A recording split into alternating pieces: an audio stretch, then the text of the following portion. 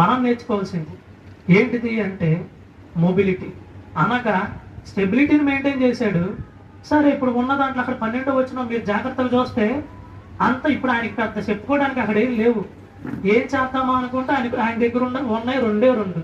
ఒకటి ఎందుకు పనికిరాని ఒక భూమి, రెండోది విత్తనాలు. వీటిని ఉపయోగించుకొని ఏం చేద్దామని. అదే నేను చెప్తున్నాను, when God told you to stay in this land, particular land, do work with what you have, లేకపోతే start the work with what you have.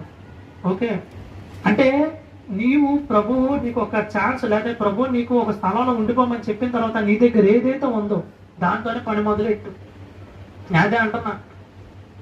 Isaac complaint చేసుకుంటూ కూర్చోాలా, ప్రభువా నాకు ఈ స్థలం, ఈ నేల, సరే నన్ను ఇక్కడ ఉండమన్నా పర్లేదు, కానీ నేల బాగుంటే నేను ఇంకా మంచిగా ఫార్మింగ్ చేసి ఉండేవాడిని, లేకపోతే నా దగ్గర సరైన వసతులు ఉండుంటే నేను ఇంకా బాగా ఫార్మింగ్ చేసి ఉండేవాడిని. అలా ఆయన కంప్లైంట్ చేసుకుంటూ కూర్చోాలా, లేకపోతే ఎవరితో ఆయన కంపేర్ చేసుకుంటూ కూడా కూర్చోాలా. ఒక స్టోరీ కూడా ఉందండి ఎలానే, అది ఒక స్టోరీ కదా, real incident, but I don't want use the names, అందుకని పైన జనరల్గా చెప్తున్నా. అదేంటంటే there was a poor farmer, ఒక పేద రైతు ఉన్నాడు. ఆ పేద రైతు కూడా అంటే ఏంటంటే సింపుల్గా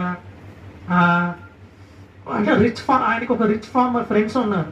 అంటే ఒక మంచి ధనవంతమైన మంచి సౌండ్ పార్టీ ఉండే ఫార్మర్స్ కూడా ఉంటారుగా, అలాంటి వాడు ఒకటి తగిలాడు అనమాట. ఆయనతో మాట్లాడతా ఈయన అంటుంది ఏంటిది అంటే, అరే నా ల్యాండ్ బాగాలేదు, నాకు చాలా చిన్న స్థలము, నాది మరి సెంట్లు చాలా చిన్నది, చాలా చిన్న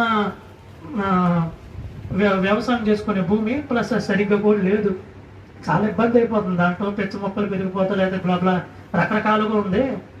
ఇలాంటి దాంట్లో నేను సరిగ్గా చేయలేకపోతున్నారు, సరైన సమయానికి వర్షాలు పడడం లేదు, సరైన ఎక్విప్మెంట్ అంటే సరైన వస్తువులు నా దగ్గర లేవు, ఇదేంటే సరైన భూమి లేకపోవడం వల్ల నేను ఎట్ట అయిపోయానని చెప్పి ఎప్పుడు కంప్లైంట్ చేస్తూనే ఉండేవాడు అనమాట.